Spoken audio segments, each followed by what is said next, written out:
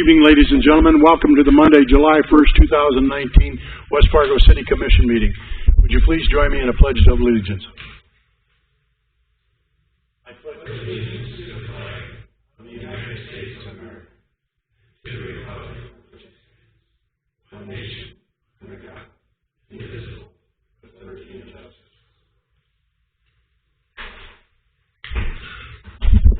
Thank you very much. First order of the on the agenda is to approve the order of the agenda.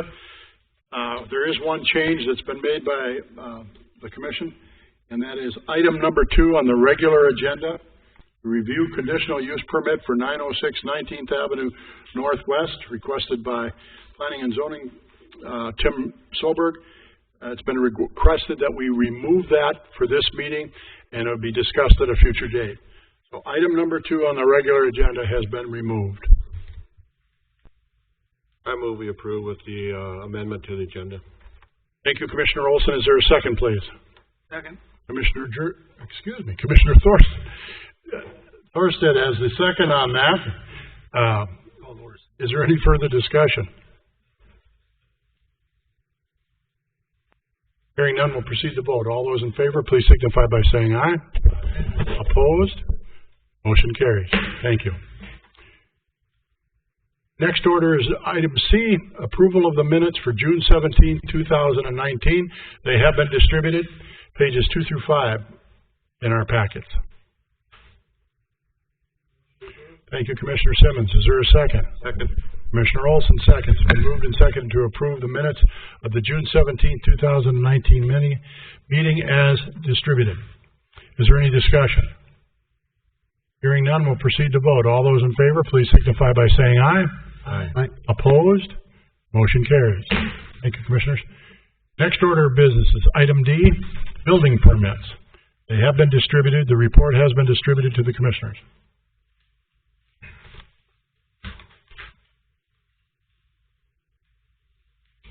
I move we approve the building permits. Thank you, Commissioner Olson. Is there a second? Second. Commissioner Thorstead seconds. It's been moved and seconded to approve the building permits as distributed. Is there any further discussion? Hearing none, we'll proceed to vote. All those in favor signify by saying aye, please. Aye. Opposed? Motion carries. Next order is the consent agenda, items A through E. Is there any discussion on this? I move we approve. Thank you, Commissioner Olson. Is there a second? Second. Commissioner Thorstead seconds. Been moved and seconded to approve the consent agenda as distributed, items A through E. Is there any discussion? Hearing none, we'll proceed to vote. All those in favor, please signify by saying aye. Aye. Opposed? Motion carries. Thank you. Next order of business, we move into the regular agenda. Public hearing and first reading of Highland Meadows 4th and 5th replat and the rezoning. Mr. Solberg. Thank you, Your Honor. This application was received. Is Mike picking this up? Okay, sorry. Sounded weird. Excuse me. This application was received to accommodate making some lot changes due to some previous inefficiencies in the previous plats. The applicant, along with the proposed, seeks to rezone the remaining lots that are within here to be consistent with the rest of the development to be R1SM. There's just, for some odd reason, a few lots in there that weren't picked up as they went through some rezoning. There was some ownership changes and some different application proposals that have got them to this point.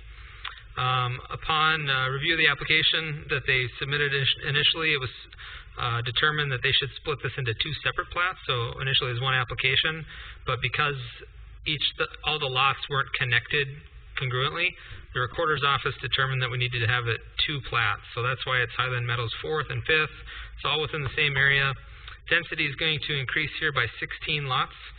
At their June 11, 2019 meeting, the Planning Commission held a public hearing and reviewed the application and is hereby recommending approval of the application with the conditions as noted in the staff report, with added emphasis to the final plat lot sizes requirement needing to meet R1SM district standards.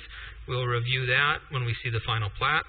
And then also that an amended utility plan be reviewed and approved by the city engineer to assure that any changes to connections are not too costly to invalidate the benefits of replatting. tonight, first reading is requested. We'll bring forward a second reading and the final plat when they finish up the plat and get those items wrapped up. So with that, I'm available for any questions. The representative of Highland Meadows and the application is available as well. Thank you. Thank you, Mr. Soberg. Commissioners, any questions? Just a question, Tim. It looks like apparently they're going to be shifting some lot lines and stuff like that because they're adding some more lots with the new designation. And I know you noted that the engineer will review as far as utility placement and stuff like that. I guess to me that'd be the only concern is sometimes the utilities have all been placed and they shift the lot lines and all of a sudden the utilities aren't in logical spots. So is that something we'll require them to relocate if necessary, and then will that expense be borne by the developer? So we're reviewing it. We have the part in here that they want to review it. The thought process, and Dustin has spent a lot of time looking at this, is that the applicant is probably going to end up paying for that, rather than if they can't amend the district that's out there, so they'd have to open up a whole new district. We'd have to be before you with an improvement district. You get that correct, Dustin? Yeah. So just to provide a little more detail on the concern, yes, there are going to be sewer water services have been extended into the lots that are currently platted. As this replat takes shape, it's apparent that several of these services are going to have to be either abandoned or relocated, and there's some requirements to meet planning or public works regulations on how to abandon these service lines. But at any rate, the developer is well aware of this scenario. We're aware of it. We're working through with them and their engineer to properly go about this. The one option that the developer has is to make a formal request to the city to create an assessment district to make these improvements. We haven't received a particular petition or request for these improvements, so we're not sure if that's the route they're going to go or if they're going to privately fund this, but we are working with them. The developer is well aware of what our requirements are going to be in terms of any service lines that have to be abandoned, how to abandon them, and then to work through our permitting process to install new service lines into these replatted lots. Okay, excuse me, I just know from experience because I used to live in a development on the west side of West Fargo once, and the power line for my neighbor was going through my yard, and it was because the lots got shifted into smaller lots, sometime after the fact, and I know it created a challenge for myself and my neighbor at that time. So as long as you're aware of that and you can make the adjustments, and I guess I would say I wouldn't be very favorable for another special assessment district. People have already paid for putting them where they thought they should be or were going to be, and if he wants to change them, I think that's fine, but I think he certainly should consider paying for it. Mr. President, if I could ask of Commissioner Thorson, did you mention that power line was an issue? Yeah, so like this is years too. ago in property. Okay. When I used to live on the west side. That's a good point. Same scenario happened. They had the lots, and they got shifted, and then the power line was for my neighbor, and it was bad or something. They found out it was about 20 feet onto my property. And what happened is they laid everything down, and then everything got replatted at some point. So I don't even know if at the time it was really marked or anything. It's just an example of what can happen if stuff doesn't get noted and moved properly while we can. Good point to look at dry utilities. Yeah, in this particular situation, the dry utilities are supposed to be within their 10-foot easement on the front property line, and then there is also a utility easement on the rear property line. And so I don't believe any of the front or rear lines are changing, but it's a good point. Dry utilities, along with the city utilities, all that stuff will have to be certainly make sure it's in the proper spot when we're all said and done. Any other questions? Mr. Soberg?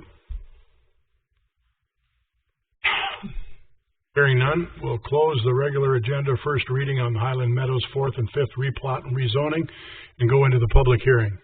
We are now in a public hearing with regard to the Highland Meadows 4th and 5th replat and rezoning.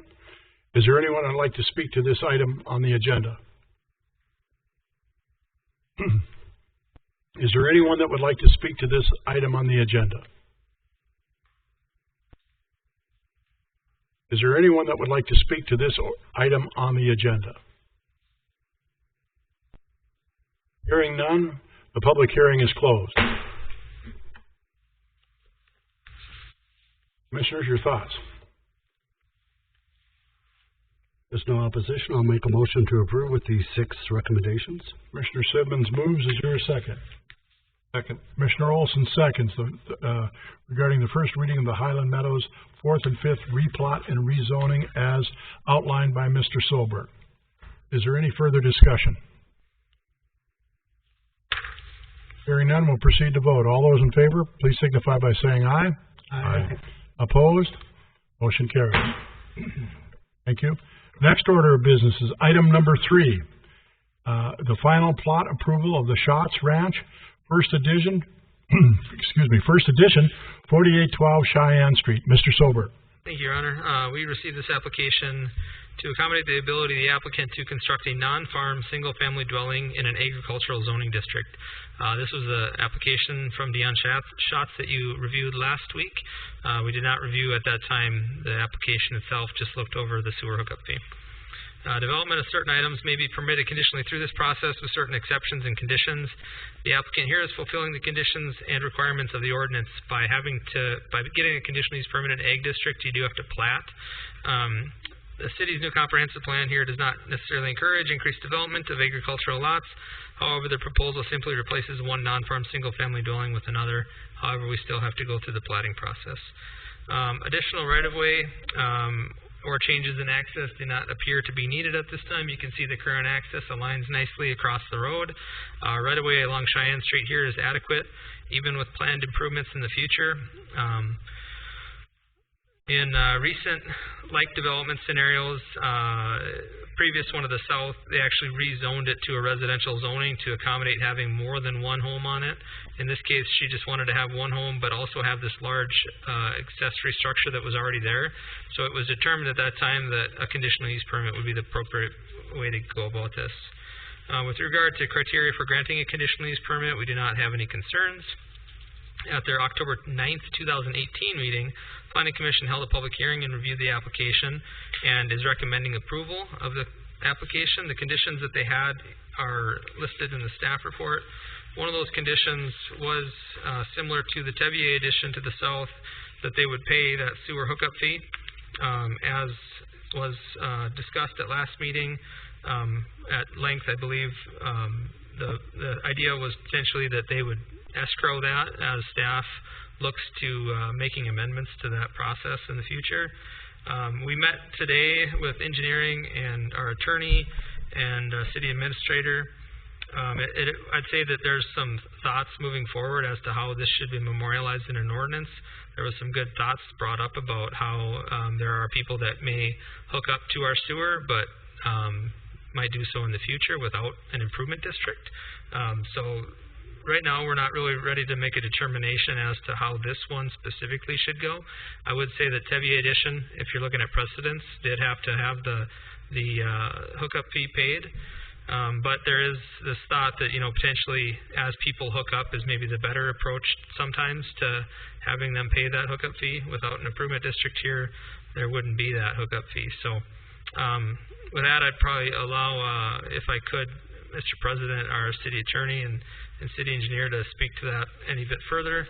The applicant is here tonight, spoke to her last week, and we have all the agreements in place, comfortable moving forward with the exception of that escrow. She's happy to put down the escrow. I think wants to talk a little bit more about how this is going to go down the road and willing to at least accept where it's at today to move forward so that they can get a building permit. There is no public hearing scheduled, but again, applicant's here, and I'd ask that other staff be available to answer any questions too. Thank you, Mr. Solberg. Mr. Shockley? Thank you, Mr. President. So Mr. Solberg's correct. Staff did meet this morning and in giving this issue quite a bit of thought about how the proper way to calculate hookup fees. We didn't make any specific recommendations today. The due outs from that meeting, the engineer and myself will be working on looking at a revision to the policy to address the growth that's been going on in the city. Thus far, we've applied the hookup fee to brand new development, and that's been included within the improvements district. So while most homeowners have paid it, they just haven't seen it. Now we're facing changing dynamics of land use within the city, in which we have residential subdivisions that eventually will need to hook on to the system that are currently served by their own septic systems. And what's the best way to handle those properties?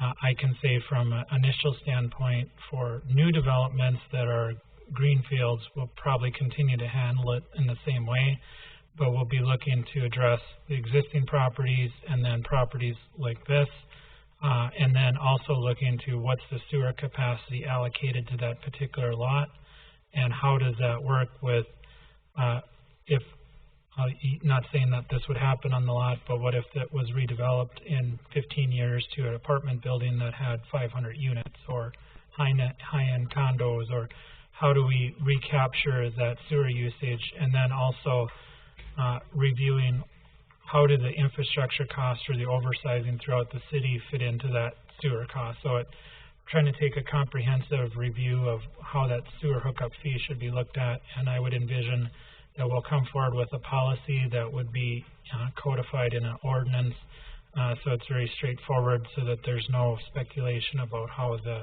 policy would be advised.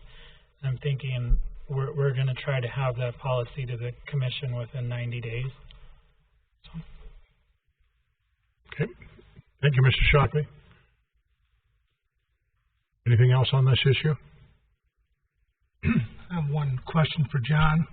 John, regarding the special assessment acknowledgement and waiver that's in here, is this a little bit different than the Tavy property just to the south? Because through the discussions we had on that, of course, initially we had a value in there, and then we eliminated that value. I think we all know there's going to be a lot of specials down in that area, especially on these large parcels. But if I recall correctly, Tavy still had the right to protest assessments, but from what I read here, it says that they waived the ability to contest it. So is it different that way, or do they still have that ability to?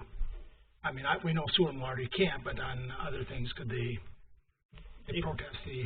They can still contest. They can still contest their assessment. It's just that they can't contest. They didn't know they would be subject to large assessments. It's a distinction in that, are you aware that you have a large lot, you could potentially have huge assessments, versus actually having the ability for a specific assessment, like for Cheyenne Street, they could still protest that assessment.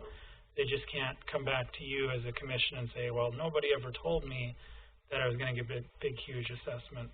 Okay.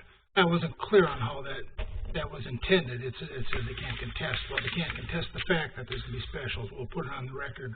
Right now, there's going to be big specials, and we all know that.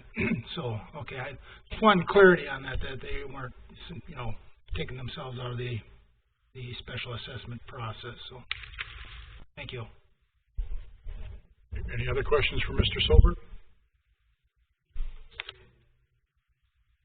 Ms. Schatz is here, and her legal representative, Mr. Bullis, is here. Have any questions of them? All right. What's your pleasure? I'll make a motion to approve with the final, or with the 9 recommendations. Thank you, Commissioner Simmons. Is there a second, please? Second. Commissioner Thorstead seconds. Been moved and seconded. Approve of the Schatz Ranch First Edition, 4812 Cheyenne Street, as presented with the conditions. Is there any further discussion? Hearing none, we'll proceed to vote. All those in favor, please signify by saying aye. Aye. Opposed? Motion carries. Thank you. Item number 4, final plot approval of Goldenwood, 6th edition. Mr. Solberg. Thank you, Your Honor. I apologize. I would have had this on consent, but I had a number of items and failed to do that. It's simply a plat that combines 2 lots into one. We've used this process to allow developers, applicants to more easily and more economically create a new plat of 2 combined parcels. No issues, no concerns, no public hearing scheduled. Okay. Any questions of Mr. Solberg?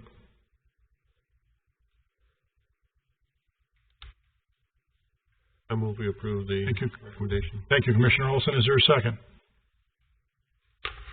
Second. Commissioner Simmons seconds. Been moved and seconded for the approval of Goldenwood 6th edition, the final plot. Is there any further discussion? Hearing none, we'll proceed to vote. All those in favor, please signify by saying aye. Aye. Opposed? Motion carries. Next order of business, item number 5. Review the bid results and engineering statement of cost for Street Improvement District 2254. Mr. Scott. Thank you, Mr. President and members of the Commission. Tonight, I bring before you the results from a bid opening for the street just on the north side of the parking ramp that's being built at the Sheyenne 32 project. The bids, we had 2 bidders, Northern Improvement and All Finished Concrete. Bids were a little higher than the engineer's estimate, but at this point, we're relieved that the same contractor that's already working in the area, one on Cheyenne Street, and then also doing the local improvements on the south side of that Cheyenne 32 development, Northern Improvement has got the project. So it's certainly nice to see that we'll deal with one contractor in that area. So at this point, I'm going to recommend awarding the contract to Northern Improvement for their bid amount of $207,000 or $207,782.93. I guess with that, I'll open any questions. And the engineer's estimate was 177 something? Yes. So This is confusing. There's 3 numbers that are floating in here. Right. So and that's where I'll pull up the engineer's report just to help answer that. The engineer's report that was presented at the commission meeting back in May. Bear with me here as I get down there.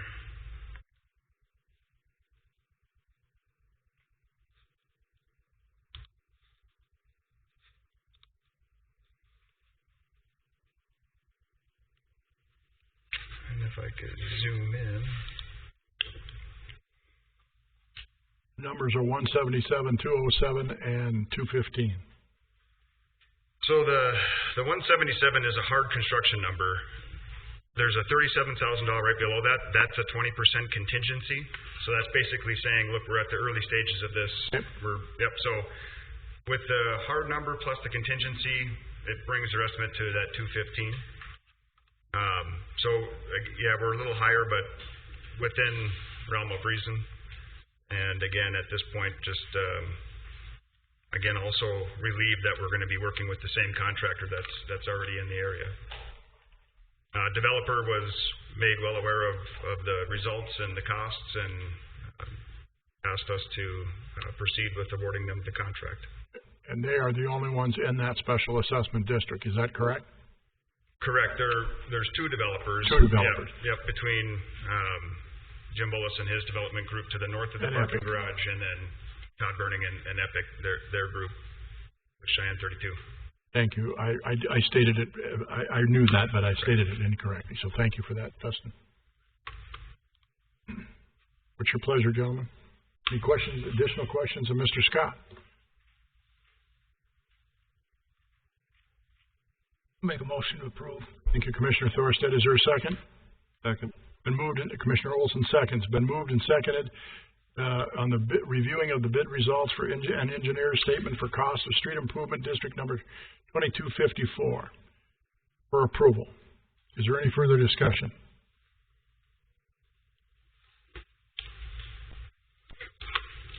I've stated previously that I will not vote for any bids that come in over the estimate. This one is a nominal figure, so in case you're wondering why, Dustin, I'm going to vote for this, I want you to know why. Otherwise, if they're out of compliance, it isn't going to happen. So, all those in favor signify by saying aye. Aye. Aye. Opposed? Motion carries. Thank you, Mr. Scott. Thank you. Item number 6, construction updates. Mr. Scott.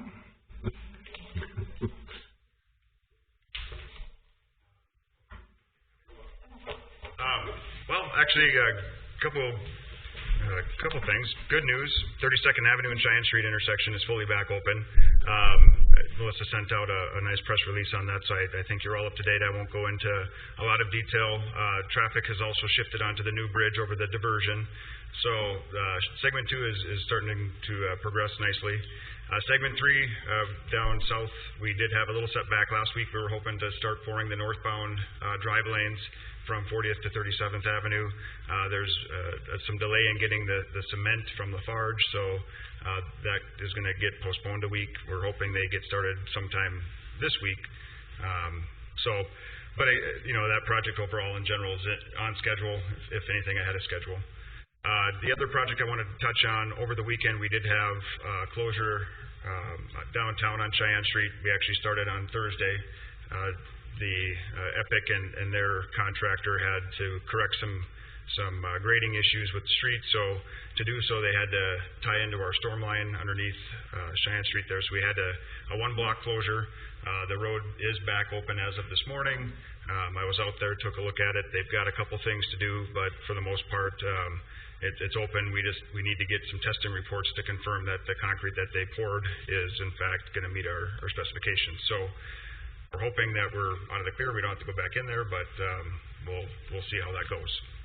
Beyond that, open for any questions on construction in general. Commissioner Simmons. Thank you, Mayor. Dustin, on the 32nd Avenue project, right? Yeah. Do we have a total bill on that yet? Do we know what the price tag? At this point, we're getting upwards around, in terms of a number of days that. Well, I'm not even getting there yet. I'm just referring to the total. Do we have a set price that we're paying them for that project? Is that set? That's what I'm asking. Is do we have a set price on that project? I mean, we do, I think, right? We have a contracted price. A contracted price. I guess what I want to see as we move forward down the line here, I want to see that price. I guess report that you can give us, and I darn sure want to see that discount.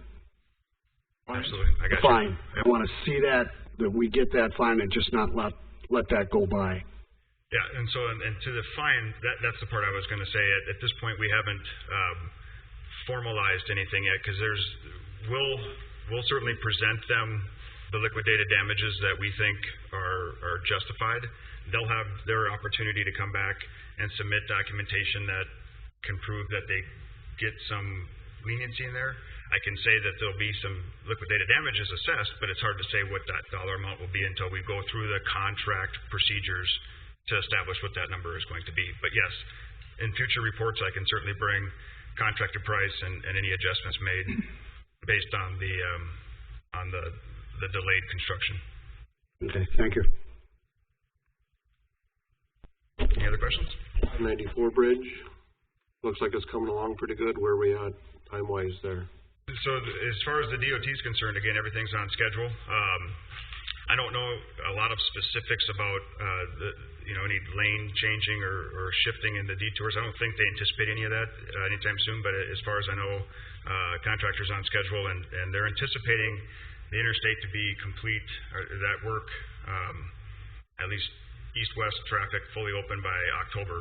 So, just like any other project, there'll be punch list type items to do throughout the fall and into next spring, but the DOT continues to report that by October we should have full east-west traffic mobility on the interchange. Will the existing concrete that's south of interstate to the bridge, will that stay, or that can be all redone too? That's all to be redone. Oh, it is, okay.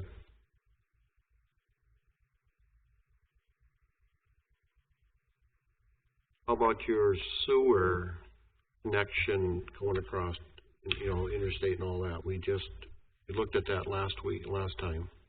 There's still a lot of dirt laying there along interstate. I don't know where we're at with that. Sure. For the most part, master construction had, as of early last week, they had estimated about 20 days worth of work yet to do. So just shy of 3 weeks is kind of what they were reporting. I didn't get an update on that one yet today, but I think as far as a time to be complete with that project should be July 15th-ish. So hopefully by the next commission meeting, I'll be reporting that they're about done. There are some things that we passed on to them. There's been some complaints from adjacent property owners that the grass that they've seeded isn't growing, so on and so forth. So we are working with the contractor on some isolated instances where they need to get in there and touch up, whether it's some dirt piles or just some unsightly situations for the adjacent owners. We continue to work with Master on that, and as well as Dakota Underground on the north side with our Fargo Connection project. We've ran into some issues like that as well along the those adjacent property owners, and so we're certainly trying to get them to focus some attention on and get some immediate cleanup and establish good turf there, so that those residents can go about their daily routine mowing and so on and so forth. Thank you. I have one suggestion on South Cheyenne, where you switch back to the other bridge now, the new bridge at 26th Street. Mm-hmm. I drove it today at drive time twice. Punished myself. The north traffic going north was backed all the way to 32nd. The lights were still red on Cheyenne Street. Everything was exiting out of 26th Street, but yet we were still sitting there. So we might want to look at the light sequencing when Chris returns. Sure, yes. If you would, please. It's, yep. 2 weeks ago, the complaint was there's not enough for 26th. And so we continue to tweak things. Yeah. But depending on how you're tweaking it, you're playing to one side and then the other side's affected. And so yep. But I was, because of the number of light changes, I was able to see that everything from 26 was empty, but yet we would still sit for an extended period of time. So absolutely. I'm sure we're going to hear from the public. So I can pass that message on to Thank Strata. you. That's all I ask. Anything else for Mr. Scott on his construction updates? Thank you, sir. Thank you. Item number 7, City Administrator's Report. Mrs. Fisk. Good evening, Commission President and Commissioners. Tonight, basically what I'm going to do for my Administrator's Report is just kind of give you an update on the city budget, where we're at with the process, and how we plan to move forward. The city budget process generally starts the very beginning of the year, February, March timeline, and goes through until we have to have the preliminary budget to the county by no later than August 10th. So at this time, we've met with all department heads, Jim and I, and Jim has done an excellent job getting everything through, and I want to thank all of our department heads for being very fiscally responsible and working together as a team to get things done efficiently and very responsibly. At this point, we are at I'm just giving you information. The actual preliminary budget will be at our first meeting in August for approval, and the difference between the preliminary budget hearing and the final budget hearing is once you approve the preliminary budget hearing, that sets the total expenditures for any fund that has tax levies. So general fund, fire, special assessment reserve, library, those items, the expenditures cannot increase. If they do increase, you have to have a decrease somewhere else in your expenditures by law. So you can decrease totally overall, but you cannot increase without taking away somewhere else. So that's the main difference between the preliminary and the final. With that being said, you were each given a handout, and I have some additional information that I will go through. I will start with a little bit of historic information. As you all know, and we've talked about it when we've met, in between 2018 and 19, the City of West Fargo had substantial growth in our fire department, our police department. We had done some between 17 and 18, between 18 and 19, we'd actually added some staff in the police department as a budget amendment. Those things going forward, we had a large increase in our fire department. And with that what we did is we funded some of our large increases by using reserves. So we had a $1.2 million reserve use that we did to keep the mill levy down for the 2019 budget. What that was is a number of factors. We reduced the levy to the library, and we took $300,000 out of the library reserves, and then it was 1.5 million, I'm sorry. And then we took 1.2 million out of our general fund reserves to try to keep the mill levy down. So the issue that we're coming into 2020 with is we've already taken that $1.5 million recurring expense and we're bringing it into 2020 now, and we have to fund that along with other items that are needed for the 2020 year.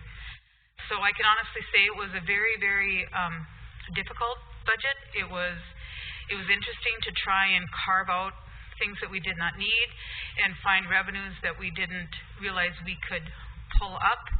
And we've been able to do, I believe, between Jim, the department heads, we've all been able to work really well together to bring forward to a really good budget considering where we were.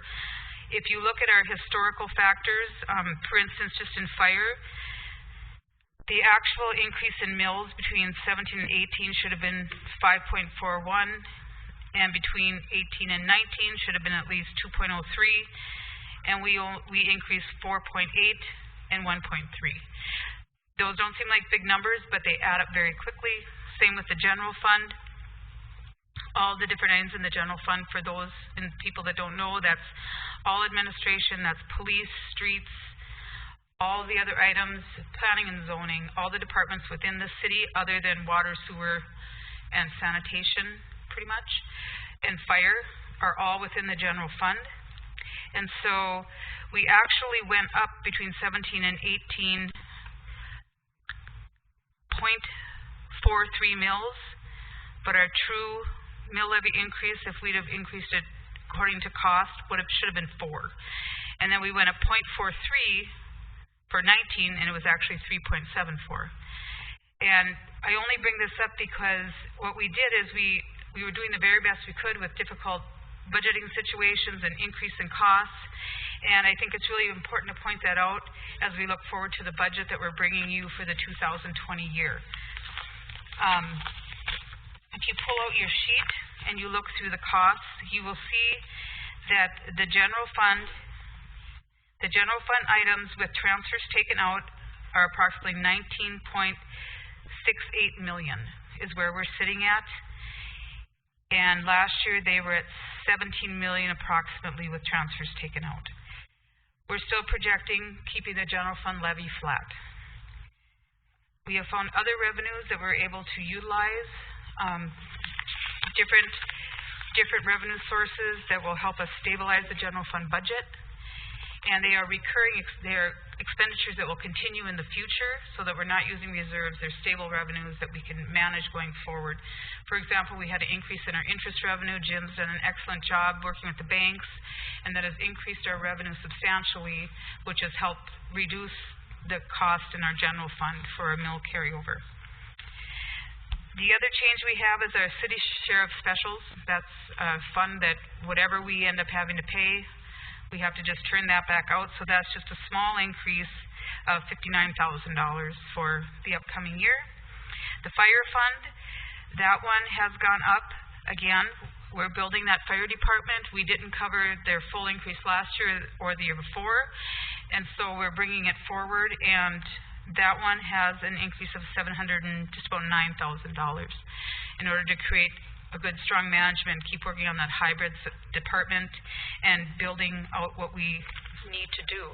And with that being said, one thing to keep in mind is that through Dan's efforts and work on the fire department, he has been able to lower our ISO rating to a 3, which when you consider this, what I'm discussing with you as a whole for the budget, the decrease in people's fire or home insurance due to the ISO rating dropping will be greater than the increased cost of any taxes based on of their home taxes from the city based on this budget. So that's very important to note. Dan's worked very hard along with the other department heads, and so that's very important. The library, as we have systematically gone through, we've made adjustments to the library. At this point,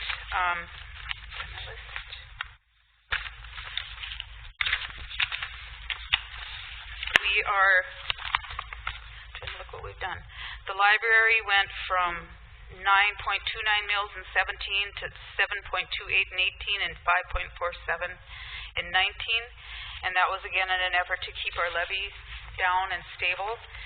But at this point we feel it's necessary to start giving them back some of the mill levy so that they can have the strength to continue to do the efforts that they need to do. The airport authority is about the same, no change there.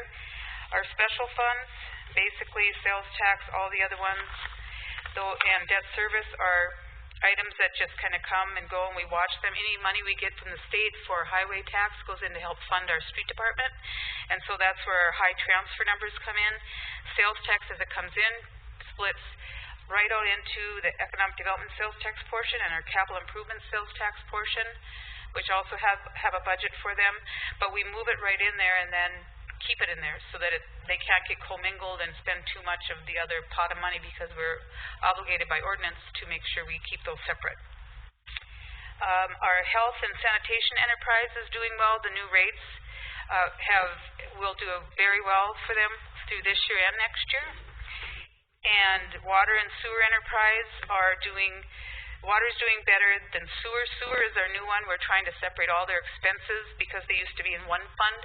And once we get them totally separated, I will be coming back to you at a later date to request to do a rate study to set accurate and defendable rates for those two funds, not just for now, but going forward into the future.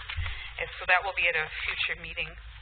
Tina, I'm sorry, are you saying that in the future, or in our 2020 budget, that water and garbage and sanitation will be going up? No, I'm not saying that. You're not saying that. I'm saying that sanitation's already set, because you guys already set those rates. Right. For water and sewer, what we want to do is do an actual rate study to defend the rate that we have right now for water. Is that accurate? Should it be changed? Should it not be changed? How should we be doing our fixed versus our variable? And for sewer, hooking onto Fargo, we want to make sure that we have an accurate rate that we're charging people, both residential, commercial, industrial. That's not just something you want to pull out of the air, because people are going to really want to know, how do we come up with that? So we want to work with people that are experts at it, and so once we get that information pulled together, we'll bring that back to you. That'll probably be at the next meeting. Rather than me standing up here talking all night, do you have questions for me? I'm not getting into, I can talk mill levies, but I wasn't going to talk about it tonight unless you wanted to talk about it now, because our preliminary budget is the beginning meeting in August, but I'm comfortable with whatever questions you may have for me.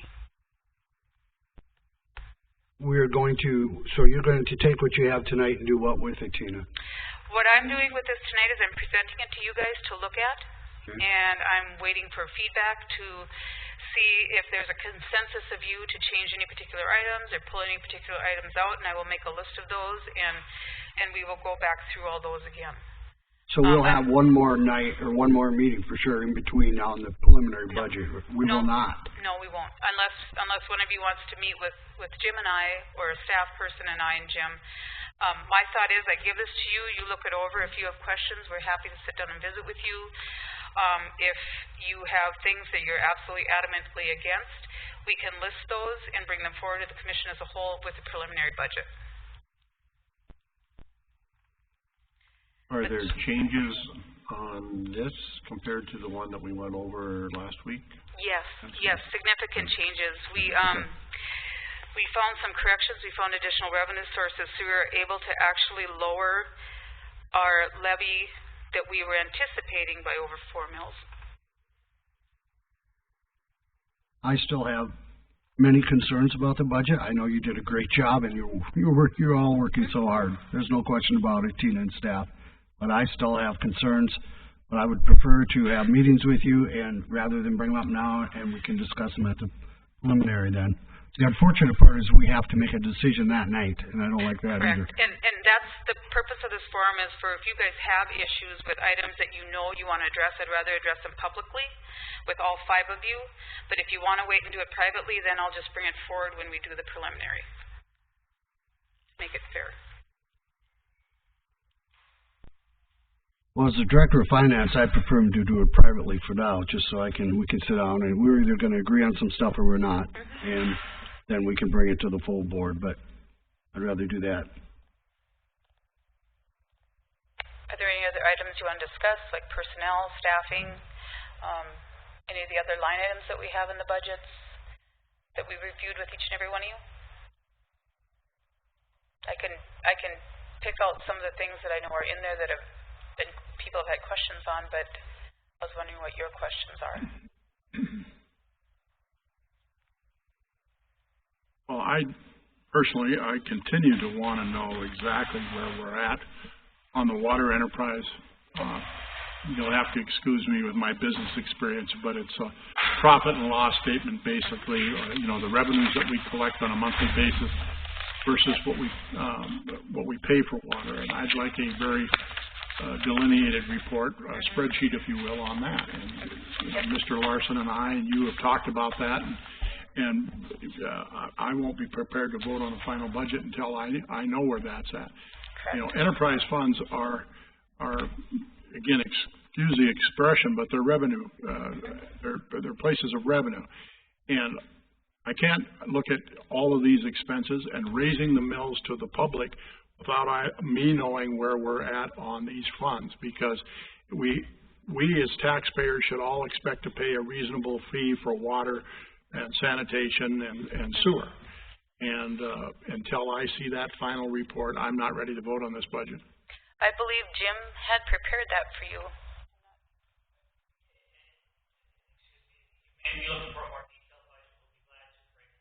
Yeah.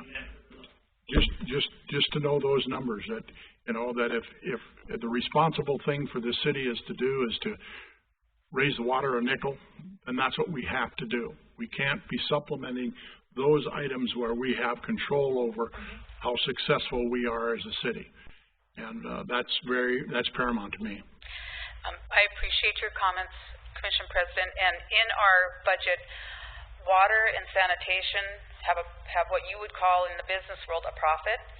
And what we're doing with some of that is, by law, we can take up to, I believe it's 20% of the profit of an enterprise fund and bring it into a general fund or a tax levied fund to reduce I'm the tax following levy. your transfers, and that's Yep. excellent news to me. Yep, and we do have a transfer in there from those funds into the general fund to help that, but it's not a huge transfer because I don't want to give the public the impression that we're trying to inflate one spot to save in another. But I agree with you, it's very business intelligent to look at it both ways. We have to have them that our expenses are paid for by our revenues. It's just that simple. And I do follow that, Jim, Mr. Larson. When I do look at the transfers in and out, I do understand that they are positive cash flows. I'd still like to visit with you a little bit about it. Anybody else? Any other questions from the commissioners? Thank you, Mrs. Fisk. Thank you very much. Anything additional on your report for City Administrator? Any correspondence? Okay. Anything for the good of the order from the commissioners? Commissioner Jurdovig couldn't be with us this evening, dealing with a family thing, and so I apologize. I should have said that at the beginning of the meeting. But he did visit with myself about that. So, anything else for the good of the order from the commission? Anything from the good of the order of any of our heads of departments? Through this entire construction period, I would like to say some kudos to either Melissa and or Ellen in working with the fire department, the police department, and Public Works. The communication to the public that you're sending out, Ms. Richard, has been wonderful. If the public's looking for any information, it's in the forum. It's on the, the digital platform. So I think you've done a wonderful job on that. Thank you. Anything else? I just Mr. Simmons? I have one question for the record for Tina. When we were, I know it's a little bit different this year. The last couple of years with the budget have been somewhat different, but don't we go through, as a commission, are we going to be actually going through the departments in the budget? So what I'm saying is the preliminary comes up. Mm-hmm. Are we going? We used to go through the departments. We used to go through the entire budget process. Correct. Are we not doing that this year at all? If you want to do that, I can certainly do that. But what we did this time was to sit with each and every one of you one-on-one and explain where every single department was at. Okay. If you as a commission want to have us go through the entire budget as a whole and on here in that same fashion, we can. I just we just felt that this was going to be a lot more concise and clear, and then when we bring the budget to the public at the preliminary budget hearing, we'll go through changes and increases and make it transparent to the public while you vote on it. If you would like something different, we sure can do that. Well, I think when you come with the preliminary budget, just because we don't get the opportunity to talk to each commissioners like this, and some of us have concerns, some may not, but they're unaware of those concerns. And I mean, I guess when you come with the preliminary, I'm just saying be prepared to perhaps go through some departments if we have to. If we don't, that's great. And I appreciate that, and I'm very happy to do that. I'm happy to answer any questions that you have now. I would rather, if there's basic concerns that you need to discuss, I'd rather you discuss it in the public format rather than in amongst, because I don't want any one of you to feel as though I'm doing something I shouldn't. So I understand what you're saying, so I will be ready. I don't have that information to discuss it. All we have is this. We don't have the details tonight, or I don't have them. Did you don't, oh, your preliminary, your budget book that Jim gave you? The actual details that are, that's based the devil's on in the details, and we don't have them. We just have your budget. And again, we'll have some private conversations. I just want to make sure where we stand, and I'd like to tell the commission at the next meeting. Okay. That's all I'm saying. There is another document that was sent to me with regard to breakdown by department with staffing too. Yeah, I just don't have it in front of me now is what I'm saying, so. Okay. Yeah, we had provided you each with the booklets and formats, and so I guess that's why I just brought the summary today to kind of give you an idea of, where we were when we met with you, because you all saw the same numbers, and then give you this so you could take it back and compare it and see what you like, what you don't like, and then ask questions accordingly. So. And the preliminaries, again, you're going to come August 1st? The first meeting in August, which is the 6th. How can we not have a meeting in between there? I don't understand. Am I missing something? We're taking a month off here, or what? No. We've already had 2 July meetings. We've already had, how we had two? No, we'll have 2 July meetings. Yes, you will have another meeting July 15th. Well, so then, I'm sorry, go ahead. I was going to say, since I had met with every one of you and gave you again the opportunity that we're happy to meet with you again, I guess I hadn't planned to put it on the agenda again, because it feels like you just repeat, and the public doesn't really learn anything. If as a commission, after tonight's meeting and after you review your information, if you'd like to have more discussion at the next commission meeting, I'm happy to put it on the agenda. Very happy to. I just, at this time, hadn't planned to, but okay. I sure will. I would, for the record, I'd like to have it on the next one, just in case we can't, I guess, come to resolve our situation or our concerns or my concerns.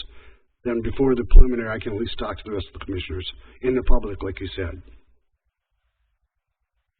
Is that what you would all like? You want me to put it on there? I sure will, if you want me to.